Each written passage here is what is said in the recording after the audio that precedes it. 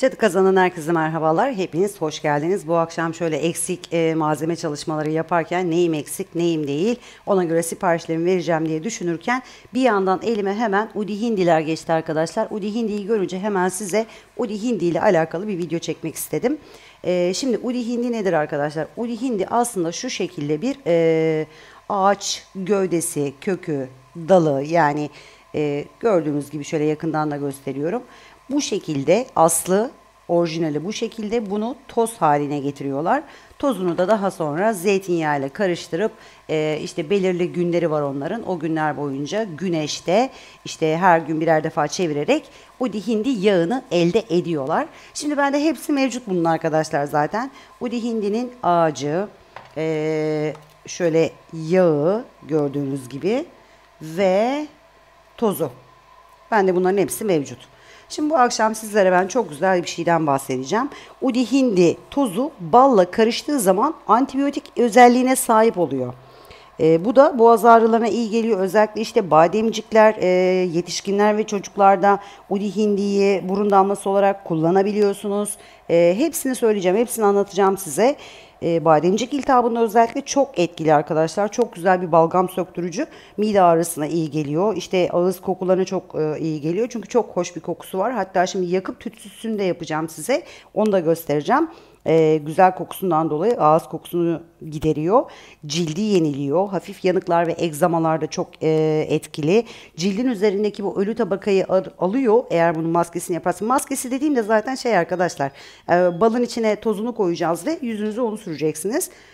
Hem bir antibiyotik hem de hakikaten cilde çok ciddi anlamda canlılık veren bir maske olacaktır bu. Leke giderilmesinde aynı zamanda etkili olacaktır. Bunu da söyleyeceğim. Solunum yolu hastalıklarında çok etkili özellikle. Kanı temizliyor ve kalp damar sağlığını koruyor arkadaşlar Udi Hindi. Safra ve böbrek taşlarını eritiyor. Bronşit, astım, zatürreye iyi geliyor. Bunu şimdi ben size hemen tüketimini de nasıl tüketeceksiniz onu anlatacağım. Bağışıklık sisteminiz için arkadaşlar özellikle bu Covid dönemlerinde herkes bağışıklığını güçlü tutmaya çalışıyor. İhtiyacınız olan şey hemen bir su bardağı su arkadaşlar, bunun içine hemen yapayım, hatta yapmışken ben de içeyim.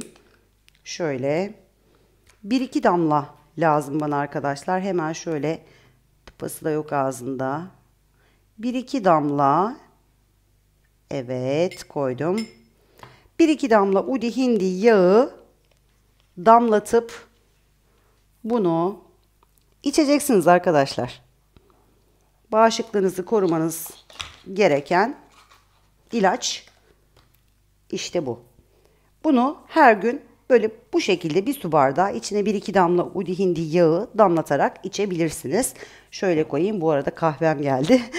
Ablamla beraberiz, hemen sağ olsun kahvemi getirdi. Koku almak isteyenler de arkadaşlar tütsüsünü kullansınlar. Hem o burun tıkanıklığını açacaktır, hem acayip hoş bir kokusu var. Evde bunu tütsü olarak da kullanabiliyorsunuz. Vücut direncini çok arttırıyor. Şimdi gelelim bal ve antibiyotik olayına.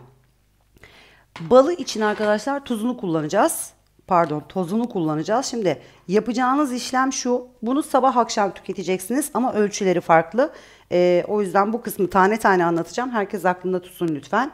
Sabahları 1 tatlı kaşığı bal, 1 çay kaşığı Udi Hindi tozu. Bu ikisini karıştıracaksınız.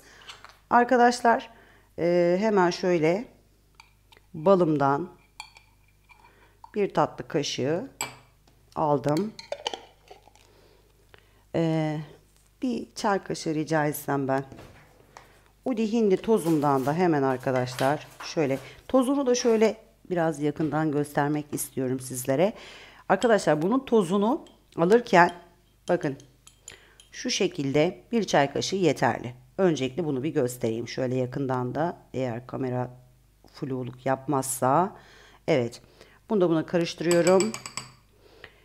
Tozunu alırken şu ağaç şeklinde olanı var ya, bunu alın, aktar, bunu sizin gözünüzün önünde çeksin ve size o tozu versin. Çünkü birçok aktarda böyle sorunlar yaşanabiliyormuş. Yani bu tozun içinde ne var? Hani belli değil, her şey koyabiliyorlarmış Udi Hindi tozu diye. aldığım duyumlar bunlar. O yüzden ağacını alın ve ağacını çektirin arkadaşlar. Toz haline gözünüzün önüne getirsin. O şekilde alın. Evet, bir macun hazırladım şu an arkadaşlar. Sabahları bir tatlı kaşığı bal, bir çay kaşığı udi hindi karıştırıp şu macunu yiyeceksiniz arkadaşlar. Akşamları ise yemek kaşığı koydum buraya, özellikle aklınızda kalsın. Bir yemek kaşığı bala, yine bir çay kaşığı udi hindi ve şöyle çay kaşığının şöyle çeyrek ucuyla da arkadaşlar, evinizde zencefil varsa zencefil koyun bir de bunun içine. Benim şu an hiç zencefilim kalmamış, o yüzden ben koyamıyorum. Sabahları tatlı kaşığıyla ölçümüz, akşamları yemek kaşığıyla olacak. Artı olarak akşamları çeyrek çay kaşığı zencefil girecek içine. Bunu bu şekilde 3 gün tükettiğiniz takdirde kuru öksürük ve balgamdan kurtulmuş olacaksınız arkadaşlar. 3 günlük bir tedavi bu. Özellikle de bu üst solunum yolu enfeksiyonundan muzdarip olanlar bunu bu şekilde kullanacaklar. Hakikaten müthiş bir bitki. Hatta yani Peygamber Efendimizin de tedavi olacaksanız hacamat ve udi hindi ile tedavi olun diye bir hadisi vardır. Gerçekten hem mübarek hem de çok şeye şifa olan bir bitkidir. Hepiniz kullanın. Özellikle de şu dönemlerde kullanın. Bu akşamlık benden bu kadar olsun. Daha güzel videolarla geleceğim. Hatta sizlere bölgesel incelme ile alakalı çok güzel bir tarif vereceğim arkadaşlar. Bu tarifi de günü gününe uygulayanlar hakikaten çok da faydasını görecekler, bölgesel incelme ve selülit olarak. O da en kısa zamanda, hatta belki hemen bundan sonra da çekebilirim. Bundan sonra da yayına sokabilirim. O yüzden onu özellikle bekleyin diyorum. Lütfen kanalımızdan ayrılmayın. Abone olmayı unutmayın. Videolarımızı beğeniyorsanız beğen butonuna tıklamayı unutmayın. Bizimle kalın, sağlıkla kalın, hoşça kalın.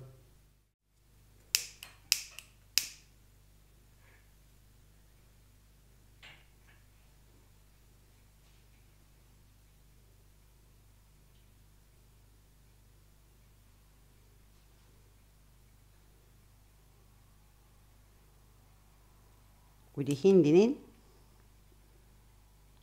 tütsüsü arkadaşlar. Şöyle şunun içine koyuyorum. Gaz sıkışma yaptı. Ah, çok güzel bir aroması var. Bunu hoş koku için evlerinizde bu şekilde tüter vaziyette de kullanabilirsiniz.